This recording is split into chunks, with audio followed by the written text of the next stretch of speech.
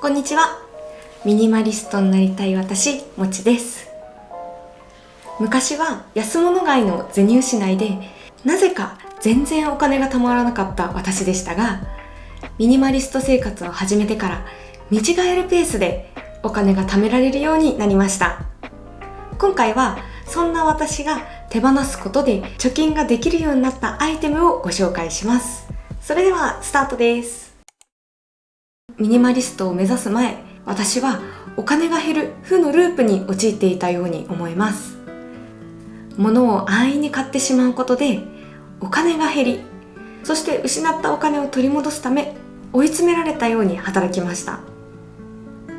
物が多い家は散らかり放題で、仕事で疲れて帰ってくるので片付ける時間も精神的余裕もありませんでした。そんなストレス発散のためにまた物を買ってしまっていました。そんな私でしたが、捨て活を始めてから自然とお金が貯まっていくようになったんです。物を減らすということは自分にとって何が大切か知っていく作業でもありました。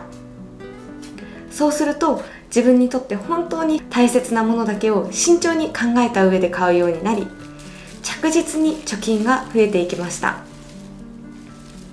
生活コストが低くなると人生に対する漠然とした不安や焦りが減り、心の余裕も持てるようになった気がします。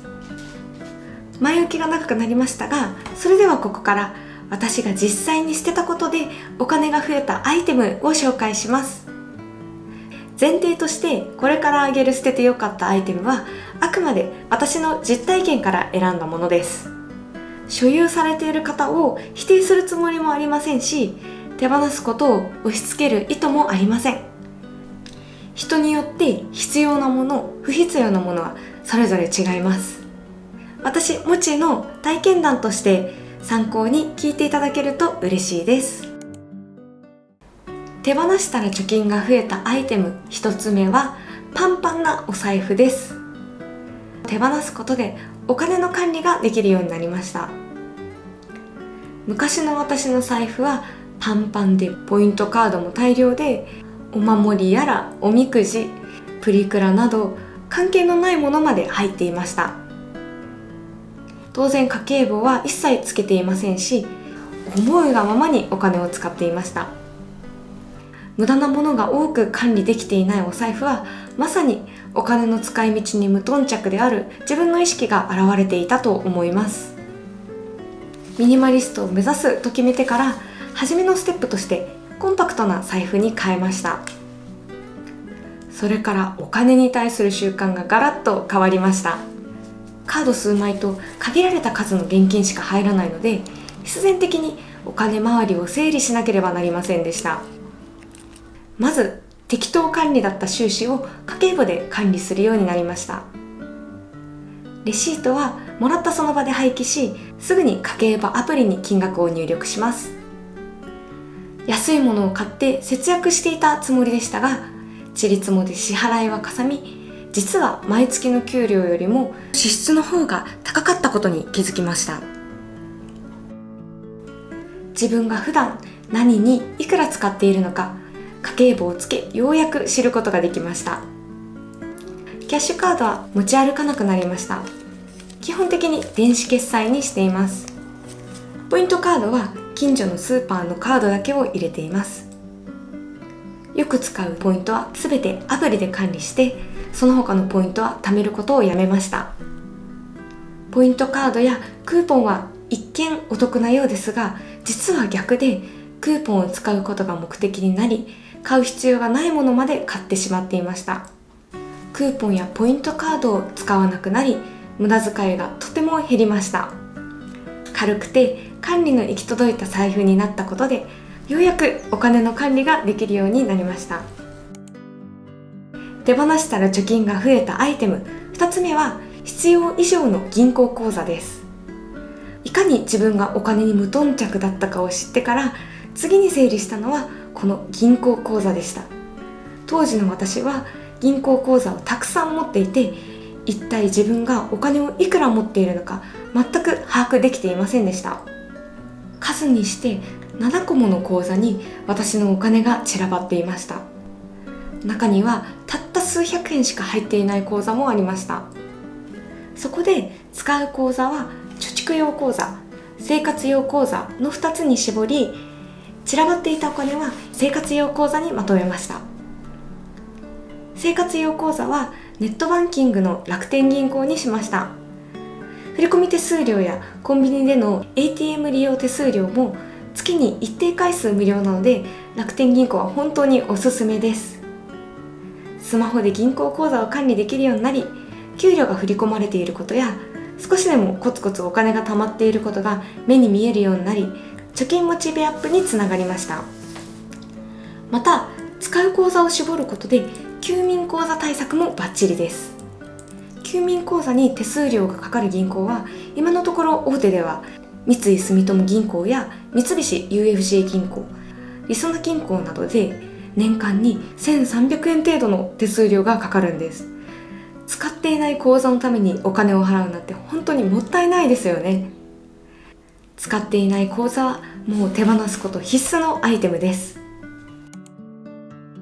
手放したら貯金が増えたアイテム3つ目は服です。大量の服を保管する場所にも家賃というコストがかかっているんです。昔の私は着られるのにもったいないと古い服は捨てられず、その上毎シーズンいくつも安い服を新しく買ってしまっていました。その結果、服はクローゼットには収まりきらず、収納ダンスを買ったり圧縮袋を駆使して何とか収納していました。服がたくさんあるせいで当時はとっても窮屈で狭い部屋に感じられました。服を大量に手放してから大きな収納もいらなくなり、部屋も広々使えるようになりました。服を捨てるために私がやったことは、まず1年間着ていない服を捨てて、傷んだ服も手放しました。そして1年間新しい服を一切買わず、気に入らない服を少しずつ減らしていきました。こうして1年経つ頃には着実にお洋服の数が減って、しかも手持ちの服にどんどん愛着が湧くようになりました。手持ちの服と向き合い、必要か不必要か判断するうちに、今までは分からなかった自分が本当に好きな服、似合う服に気づくことができました。私ってベージュの服が好きなんだなとか、結局着回しやすくておしゃれに見える服ってシンプルなお洋服なんだな、などなどいろんな気づきがありました。自分の好みを知ると服へのこだわりが強くなり、昔のように流行っているから安いからという理由では服を欲しいと思わなくなるんですね。服を買わない習慣がついたおかげで、これまで衣服にかけていたお金を丸々貯金することができました。4つ目の手放したら貯金が増えたアイテムは大きな家具です。私はソファー、ローテーブル、収納家具を手放しました。今では余白があり、広々としたとっても心地のいい 1K のこの部屋も、物にあふれていた数年前までは家具が空間を圧迫していました。当時の私は部屋が狭いせいで快適に暮らせていないんだとばかり思い込んでいました。でも今考えてみれば、余白を埋めるから狭く感じられてしまっていたんですよね。ソファーとローテーブル、そして収納家具をなくしてから部屋の余白が圧倒的に増え、おかげで広い部屋に引っ越す必要がなくなり、高い家賃を払わずに住んでいます。また収納をなくすことで物が増えることを防いでくれます。収納も隙間があると埋めたくなってしまうのが人の差が。収納する場所があるからつい物が増えるんです。収納家具を手放し、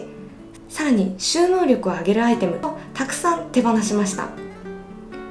収納スペースを減らしてから物を買うときは慎重に考えるようになりました。さらにソファーとローテーブルを手放し、ハイテーブル中心の暮らしにしたことで、だらだらとスマホを見て過ごす時間が圧倒的に減りました。空いた時間はいつも机に向かうことになるので、昔は日々の満たされない気持ちを買い物で埋めようとしていた私ですが、今は趣味の時間がストレス発散になり、節約にもつながっています。手放したら貯金が増えたアイテム5つ目はテレビです。これもまた大物家具であり、スペースを取るので部屋を狭くさせてしまっていました。またテレビをなくせば NHK 代も節約できます。私は全く見ていない NHK のために月2000円も払っていました。正直イライラしていました。それでもなかなかテレビを手放す決心がつかなかったのは、映画や YouTube を見るのが大きな画面がなくなったら楽しめないんじゃないかという不安からでした。でも勇気を出して捨ててみたら、意外や意外大丈夫でした。普段はこのタブレットで YouTube などを見ていますが、スピーカーを使えばもう劇場にいるかのように没頭できました。トレーニングをしながら、洗い物をしながらのようにながら見しながら楽しめるようになったのも良かったポイントです。ちなみにテレビの代わりと思い、一度プロジェクターを買ったことがありましたが、これは案外いまいちでした。周りを十分に暗くしなきゃいけなかったり、プロジェクターを設置するスペースも必要ですし、結局不便ですぐに手放してしまいました。私にとってはタブレットで十分です。テレビを見なくなったことで物欲も減らすことができました。意図せず目に入ってしまう物欲を刺激する情報がシャットアウトされ、本当に自分が好きなものを必要な時だけ買えるようになりました。手放したら貯金が増えたアイテム6つ目は SNS です。 Twitter、Facebook はアンインストールして、プライベート用の Instagram も今はめったに見なくなりました。文字としてのインスタアカウントはゆるく更新していますので、ぜひ見に来てください。インスタに流れてくる情報を見ては流行りに敏感になり追いかけてしまっていましたが、テレビと同様に見なくなって物欲を大きく減らすことができました。また他人と比べてしまうことも良くないポイントでした。友人がストーリーで投稿する旅行やおしゃれなレストランの写真を見ては、素直にいいね、ハートと思える時もあれば、対照的に部屋に引きこもっていたり仕事をしている自分と比較してしまって羨ましくなり落ち込んでしまうこともありました。そして逆に自分が出かけた時は自慢したくなって写真を毎回投稿し満足感を得ていました。そんな SNS に支配されている自分に気づいてから、 SNS への投稿を控えるようになりました。そうすると目の前の楽しい瞬間にもっともっと集中できるようになったんです。嬉しいことや感じたことがあったら SNS ではなくノートにメモするようになりました。 SNS を見ること、投稿することをやめてから、自慢目的ではなく自分が心から楽しむために上手にお金を使えるようになった気がします。手放したら貯金が増えたアイテム7つ目はストックです。まとめ買いをしてストックをしておくことは一見節約になりそうですが、注意が必要でした。お得だからと大量買いしていた時は逆に無駄遣いになっていることが多かったです。使い切れず賞味期限切れになってしまったり、たくさんあるからと食べ過ぎてすぐになくなってしまったりしていました。常備する冷凍野菜、加工食品が増えるほど冷凍庫に何があるのかわからなくなり、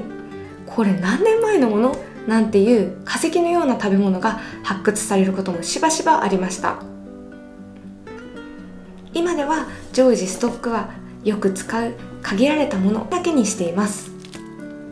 冷蔵庫も冷凍庫も基本的には1週間に使う分だけを使い切ってから買いに行くようにしています。そうすることでめんどくさい管理がなくなり、食品ロスを抑えることができるようになりました。日用品も今は極力ストックしていません。考えてみれば今は本当に便利な時代で、いつでも簡単に必要なものが手に入れられます。いわばお店が私たちのストックスペースなんです。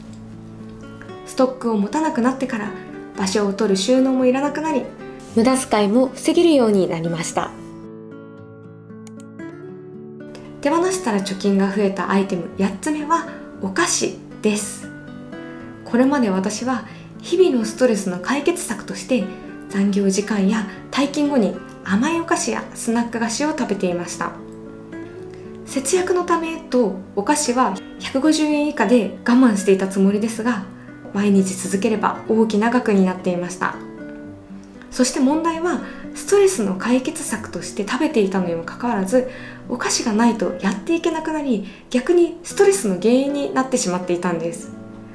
スナック菓子やジャンクフード、甘いお菓子に含まれる砂糖、塩、油、うまみ調味料なんかはマイルドドラッグと呼ばれるくらい中毒性のある食べ物なんです。例えば砂糖が入った甘いものを一気に食べてしまうと血糖値が急激に上昇します。すると今度は体がその血糖値を下げる物質を分泌して急激に血糖値が下がり、低血糖という状態になります。この低血糖状態がかえってイライラを引き起こしてしまうんです。そして体はますます糖分を欲するので、さらに甘いものが食べたくなるという悪循環に陥ってしまいます。そこで私はお菓子を買うことを一切やめて、代わりに会社には低 GI 食品であるふかしたさつまいもやりんごを持っていき、小腹が空いた時に食べるようにしました。低 GI 食品とは血糖値の上昇が穏やかな食品であり、他にも果物やナッツ、牛乳、ヨーグルトなどがあります。間食を低 GI 食品にしてからじわっとお腹も満たされ、脳も冴えていきますし、チョコレートのように甘いもの切れでイライラすることもなくなりました。お菓子をやめてから本当に心が楽になりましたし、節約にもつながりました。手放したら貯金が増えたアイテム9つ目は便利グッズです。便利グッズって使用用途が限られていて、案外便利じゃないグッズなんです。100均大好きな私は便利なアイデア商品を見つけては買ってしまう癖がありました。炭酸が抜けにくいペットボトルの蓋だったり、電子レンジで温泉卵が作れちゃうメーカー、まな板を汚さないためのまな板シート、なんて便利だと迷うことなく買いました。でもそもそもあまり炭酸を飲む機会はないし、お鍋で本当に簡単に温泉卵は作れるし、お肉はハサミで切ってしまえばシートなんていりませんよね。どのアイテムもなくてもなんとかなるものばかりでした。なくてもなんとかなると気づいてから、当たり前に必要と思っていたアイテムもなくせることに気づきました。炊飯器は手放してお鍋で簡単に炊いていますし、トースターがなくともフライパンできれいにパンを焼くことができます。魚焼きグリルがなくてもフライパンで美味しく焼き魚を焼けますし、電子ケトルややかんがなくてもお鍋であっという間にお湯を沸かすことができます。昔は何種類もの専用洗剤を持っていましたが、今は水回りにキッチン泡ハイターと歌丸さえあれば掃除完了です。専用の便利グッズを手放してから、できるだけあるもので何とかしようとまずは工夫する癖がつき、消耗品の数を減らしたり余計な買い物を防げるようになり、貯金につながりました。手放したら貯金が増えたアイテム10個目はサブスクなど固定費がかかるアイテムです。定期的にお金がかかる固定費の威力はやっぱりすごいです。自分に合ったものをちゃんと取捨選択することで大きく節約になります。私はまずは何をサブスクしているか把握することから始めました。するとたくさんの無駄が見つかりました。例えばスマホの安全保障パックのようなオプションに月1000円も支払っていたことを知りましたし、 Amazon プライムに入っていたこともこの時初めて気がつきました。私が実際に辞めた固定費がかかるものは、まずは大手キャリアの携帯会社を辞めました。そして入社した時に訳も分からず入ってしまった生命保険をやめました。使っていない Amazon プライムをやめ、音楽アプリの Spotify もやめました。私は YouTube プレミアムにも登録していたのですが、実はこちらでも音楽を聴けたので、音楽アプリに二重登録してしまっていたんです。また会員制のヨガもやめて、お家で毎日筋トレをするようになりました。今紹介したものだけでも年間約20万円の節約になりました。本当に大きいですよね。サブスクなどの固定費は一度見直せばその節約効果がずっと続きます。自分にとって何が必要かしっかり向き合うことで大きな節約になりました。手放したら貯金が増えたアイテム11個目は他人基準で手に入れたものです。捨て活をする中で気づいたのは、手放したものの多くが他人基準で持っていたものばかりだったということです。流行っているから、このブランドを身につけたらおしゃれな人って思われそうだから、いつも同じような服を着ているって思われたくないから、そうやって他人によく見られたいという基準で物を持っていたり買ったりしてしまっていました。また他人の言葉に惑わされて所有しているものもありました。いい年なんだからいいカバンを使いなさい、この〇〇っていうブランドはもう私たちの年には安っぽいからあのブランドぐらい持っておかないと、などなど、これ実際私の家族や友人に言われた言葉なのですが、何も考えず鵜呑みにしてしまっていたこともありました。他人の考えや世間一般論を基準にして物を持つと、周りからどう見られるかが幸せの物差しになっていて、新しいものをいくら増やしても私は全然満たされませんでした。結局私はブランドカバンは重たくて耐えきれず、たった990円のサコッシュに変えました。でもそうしたら本当に世界が変わったかのように身軽に動けるようになりました。わかりやすくブランドロゴが見える財布よりも、今使っているシンプルで小さな財布の方がずっとお気に入りです。他人の言葉や流行りに流されず、本当に自分が好き、やりたいと思うものを大切にするようになってから、長く愛着を持って使えるようになり、暮らしの満足度が一気に上がりました。自分基準の買い物をしようとお金の使い方が上手になり、節約につながっています。以上が私が手放して貯金が増えたアイテム11選でした。今まで全く貯金ができていなかった私ですが、見違えるスピードでお金が貯まるようになりました。そして気づかれた方もいるかもしれませんが、紹介してきたアイテムは単に手放すと節約になるだけでなく、健康のためにも良かったり、ストレスをためないためにも良かったり、時間を増やしてくれたり、他にも手放すメリットがあるものばかりです。決して我慢の節約ではなく、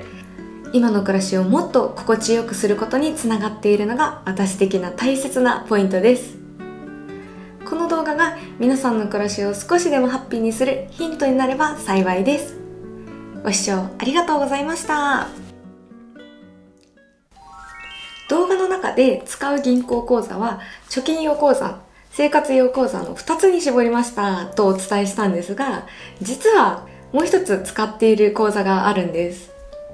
それは大切な人との時間のために使う貯金用口座って私は呼んでいて、この口座に月1万円入れています。これは文字通り友人や家族と過ごす時間だったり、プレゼントのために使うお金を入れておく口座です。貯金と節約をし始めてから、どうしても大切な人のために使うお金さえなんかもったいないと思ってしまって、人生の優先順位とお金の優先順位が矛盾しそうになってしまったんです。そこでこの大切な人と過ごす時間のための口座を用意したら、あらかじめお金を分けておいていることで心の余裕につながり、大切な人のために使うお金はもったいないなんて思わなくなりました。でも実はこの口座のお金はまだ手をつけていなくて、結局生活費でやりくりしちゃっているのですが、今はコツコツ溜まってきているこのお金を使って家族にどんなことをしてあげようか日々考えています。思い出になるようなプレゼントのアイデアがありましたらぜひコメント欄で教えてください。